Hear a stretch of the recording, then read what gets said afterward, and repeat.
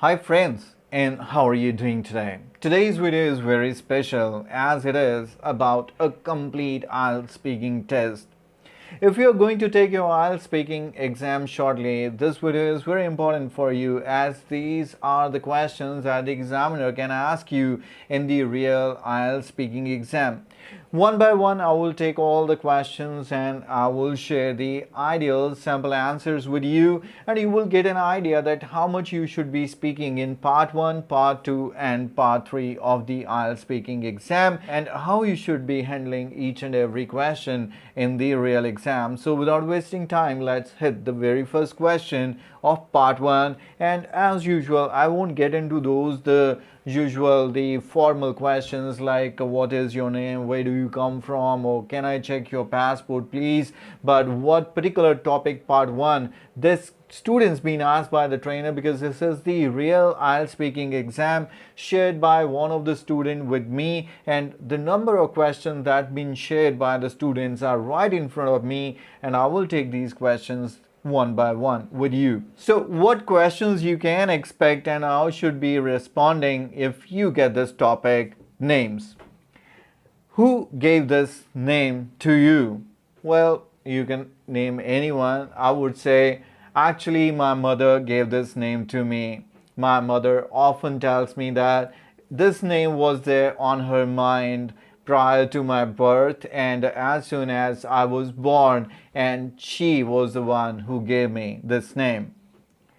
In your country, do people conduct ceremonies when giving a name to a child? And we all know that there is a ceremony in our country, and we would answer that like yes, indeed, there is a religious ceremony, and during this ceremony, name is chosen from a holy book for a newborn child, and most parents have this ceremony when they have a baby. Do you like living in your hometown? So I prefer that you give positive answers to most of the questions. So here you can talk about bit positive about the area you live in.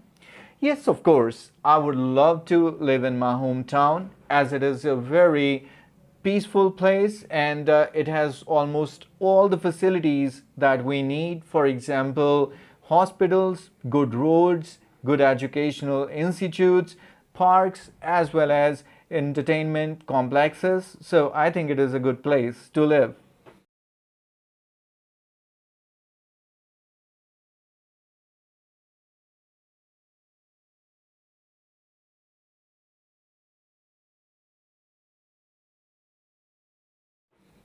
Another question is, what did you do when you were a child at home? I think the questions are a bit mixed. Sometimes asking about childhood, sometimes it's asking about the hometown. So what did you used to do? You can say that, well, we used to live in a joint family with my uncle and my grandparents. So when my parents used to go to work, I often play with my grandparents. I sit with my grandmother, listen to stories, and I also had a great time playing board games with my sister or siblings, you can say. Next one is, what hobbies are popular with people in your country? Now the topic can be hobbies, and I say that actually it depends on the age and the type of person we are talking about. So similar can be the answer. Well, it totally depends on the person and the gender as well as the age. For example, youngsters love to show interest in playing games. Women love shopping and gossiping, while men prefer to watch matches in stadium or go for long drives. So I think we covered almost everyone with this answer.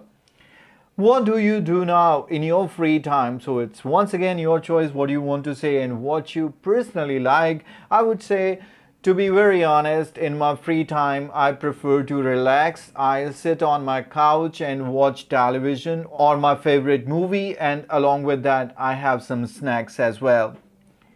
Next is, do you think appreciation should be given to kids on their achievements? So this topic is little different than how we should appreciate the work or reward children.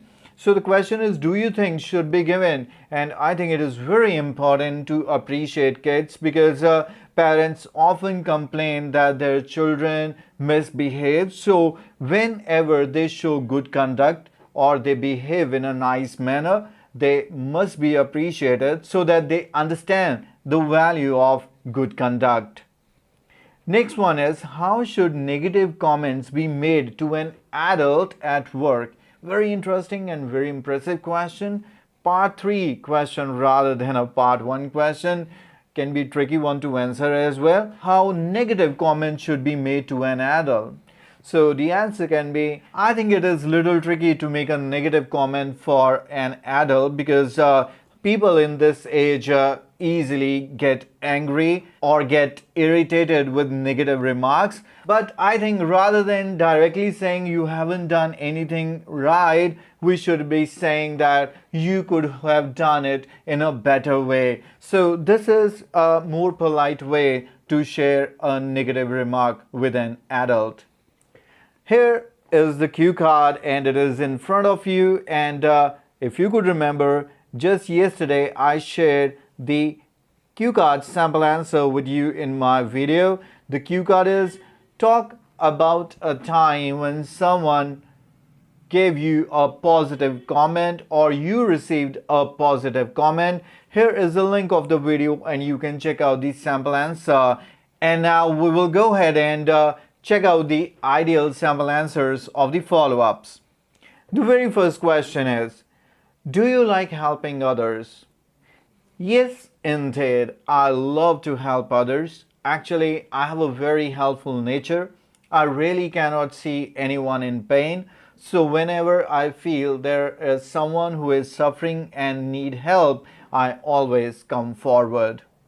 I must remind you that this is the best channel to follow for your IELTS test preparation, and if you are a little worried about the new cue cards that you might see in the month of May to August, this is the right time for you to purchase IELTS Speaking Booster. Mega Carnival is live on IELTS Coaching application. Download the app and purchase IELTS Speaking Booster with the free updates for May to August cue cards 2022 just at 199 rupees. Available globally. Purchase link is available by the end of this video as well as in the description of the video.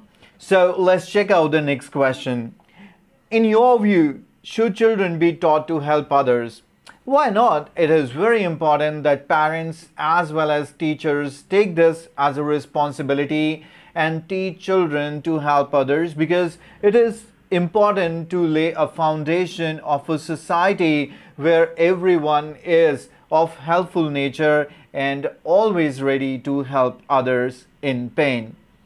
Next is, how can we encourage children to help others? And we can have so many different ideas for this answer. What a realistic idea can be, to my mind, a good way for parents especially is to set example in front of children themselves. For example, if they see a beggar on the road, they should try to offer the beggar some food or water, and it would be a kind of a lesson for the children to follow. And I think it is a great way to teach children the importance of helping others. Isn't it a simple and easy answer? Always try to give short answers with the reasonable example to extend the length of the answer, and it is good enough to answer in part 3 of the IELTS speaking test.